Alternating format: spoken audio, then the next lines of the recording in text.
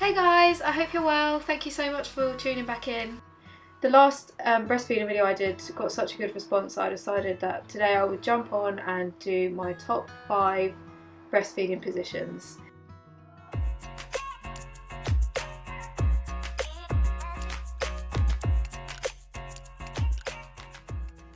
Frank's a little bit miserable, so I'm giving her a little feed before we get to it. So while she's feeding, I actually just wanted to show you some things that I recently got online. So she has started teething, so just an update, she's almost 5 months old now, and she's constantly trying to chew everything and rubbing her gums, her fists are in her mouth. So I had a little look online and I got her the cutest teethers I have ever seen. This is an avocado. Anyone who knows me knows I love avocado, and of course we had to get her a little camera, which is so cute. I got these on Amazon through a little shop. She's called Little Teethers. She's based in the UK. I think this one's £7, this one's about £11. So I can drop the links below if you guys wanted to have a little look at them. But Frank loves them. She likes to chew them. It helps when her gums are really sore.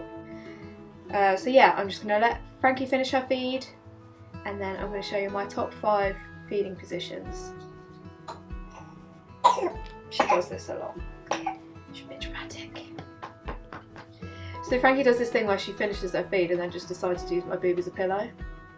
So the purpose of these videos really is I just want to try and reach out to mums and dads that are just looking for a little bit of help at the minute. I know a lot of the classes and support groups and stuff like that are cancelled because of the coronavirus, so hopefully my videos will, even if they help one person, like to me that is a good job done.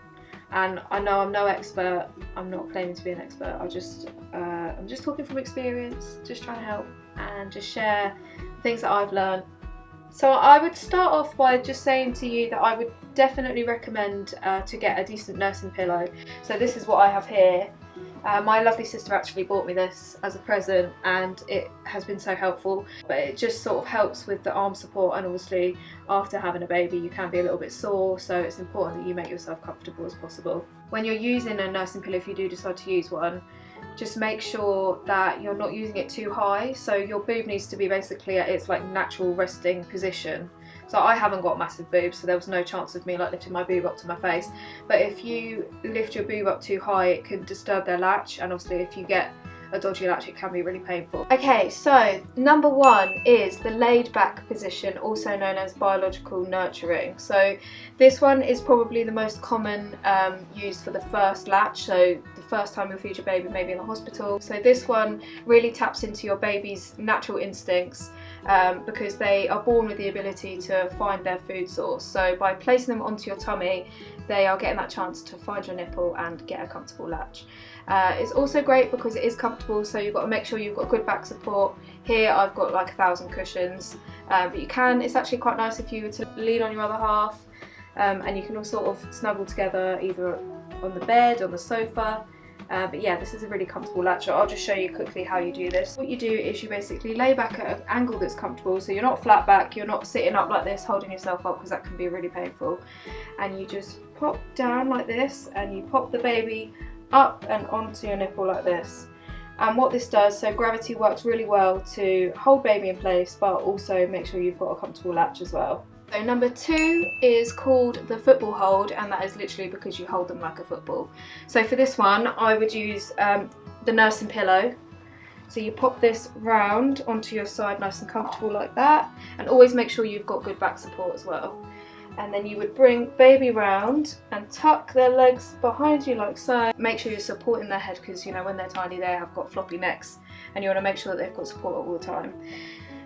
So yeah, I would bring baby like this round onto your nipple and make sure baby's comfortable and legs are tucked around the back like so. This gives you sort of a hand free if you need to, I don't know, snack on something, have a drink, or if you want to go on your phone or something like that. And it also means that you can swap hands quite easily. It means that baby's supported like this and it's comfortable on your back as well. This is also a great position for anyone that's got big boobs and also anyone that's had a cesarean. Okay, so number 3, I'm going to talk to you about cradles. So there are actually 2 different variations of cradles that you can try. And let me just pop Frank down here and I can show you guys. Please don't scream at me. Here we go, I'll come back for you in a sec. So for the cradle positions, I have always used the nursing pillow. So like this, you want to make sure, again, that you've got good back support, so make sure you've got some cushions or a sofa or your partner or whatever you want to use. And another thing I would actually mention is make sure you go for a wee before you start feeding, because the amount of times I would get into a good position, get comfortable, get a nice latch, and then realise I need to go to the toilet, which is so annoying, especially, you know, in the early days when they're feeding for like 45 minutes. Okay, so this is just the normal standard cradle hold. So pick your baby up and then grab your arm and pop it under baby like so, and then bring baby to the breast. And this is where I was explaining earlier about the cushion being too high. So if the cushion was up here, then she would be like pulling on my nipple, the latch wouldn't be right, and it would be really painful. So make sure you've got baby at a comfortable natural height like so. This position is really good for on the go, and it is really comfortable, especially when you've got a cushion or a nursing pillow like this. The next one is just the variation of the normal cradle. So this is the cross cradle. It's basically to do with your arms. So you're taking your opposite arm and you're swapping it over like this. So you're crossing along the baby's body, and Frankie's going to yank my hair out. Ouch! Ouch! Ouchie! So yeah, this is the cross cradle. So you bring your arm across baby's body like this and hold and always support baby's head with your hand, and you can use the cushion like that if you want to, and it gives you the freedom of your other hand, which means you can, if you're struggling with your latch, you can basically use this hand to get your boob in the right place and to help baby latch onto the nipple correctly. This is a really good position for small babies. I know, especially with Frankie, because she was so small, she had a teeny tiny little mouth, which meant getting the right latch was really difficult. But this way I could have more control over her head like this, so you have more control over where baby's mouth is going to end up, and you also have the freedom to be able to move your boob and get it into the right place.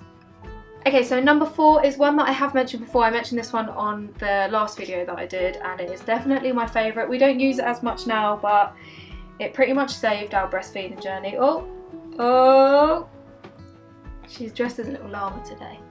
So yeah, this is one that I've mentioned before. If you've seen the last video, you'll know what I'm talking about. So this is the Koala / Australian hold, and it's called that because they literally sit on your lap like a little koala. So this one is one that I try to as sort of like a last resort. I was really struggling with getting the comfortable position and the right latch with her when she was first born, and I was literally at the end of my tether. I was like, I'm going to give up. So I literally went on YouTube, looked at different positions, and I found this one, and I thought I will give it a go and I'll see how I get on.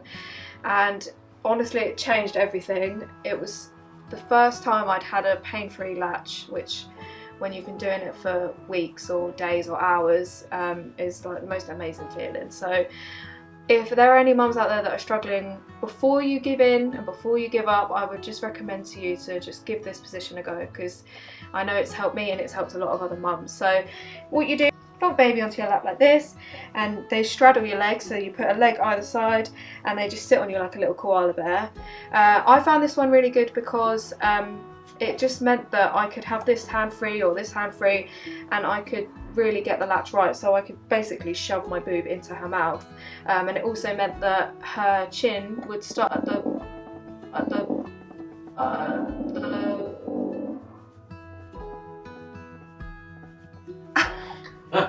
Frankie! I'm really sorry. So it meant that her chin would basically sit at, you know, the bottom of my boob, and then it would open her mouth nice and wide so that I could literally shove my boob into her mouth. That was really aggressive, but girls got to do what a girl's got to do. So yeah, give this one a go. It's also really good for babies with reflux, and also if you've got a fast letdown. So if you've got like quite a heavy milk flow, sometimes baby can cough and splutter on it and choke, which is quite scary, but when they do that, it can be quite frustrating for them. So this helps. It's just gravity working basically. It basically helps with if you've got a fast letdown, and it helps prevent the choking or the spluttering or whatever. So yeah, we love this position. You loved being a little koala bear, didn't you?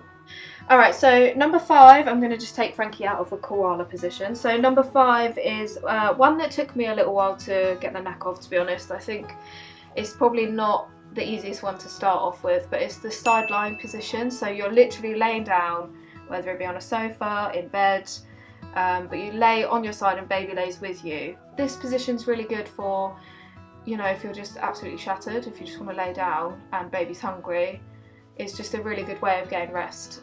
One thing I would say is just be really careful when you're doing this position not to fall asleep, because obviously when we're tired we can roll over, so yeah, just be really careful. This is another good one because it's just a sort of faff hassle free. You don't need to worry about cushions, you don't need to worry about sitting upright or anything. You can literally just grab baby and put him on your boob. And what I used to do when I first tried this position was I used to just lay there and go on my phone, watch something on Netflix, and it's just, yeah, a really chilled out position, so I'll show you how to do that now. Hello. Okay, they're good. Okay, so this is the position I actually use when I do night feeds now, so I do it pretty much all night. It's really comfortable. So I usually get a little cushion like this or a pillow or something, and then get onto the side that you want to feed from. So obviously I'll be feeding from the right boob, and you just scoop on baby down like this, and then make sure you've got tummy to tummy like that. I tuck her legs in like so, and then bring her face onto the nipple like this, and it's really comfortable. So yeah, it gives you your hands free. You can just sort of sit and chill. I like to go on my phone, on Instagram, yeah, watch random YouTube videos. I'm exhausted now.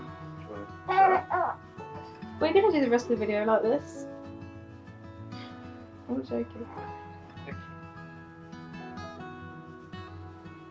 So you just fall asleep and you're wasting them. Oh shit. Okay, so yeah, that was number 5. Oh Jesus, this is squeaky. Okay, so that is it. That is the top 5 positions done. I hope you found it useful. Let me know. Please drop a comment if you liked it. Don't forget to like and subscribe, because I will definitely be posting more breastfeeding videos as I promised before. Just make sure you definitely experiment and try out what works for you, because obviously we're all different. We all have different boobs and different babies. So yeah, I hope this video was useful, and thank you so much. We'll see you on the next one. Bye!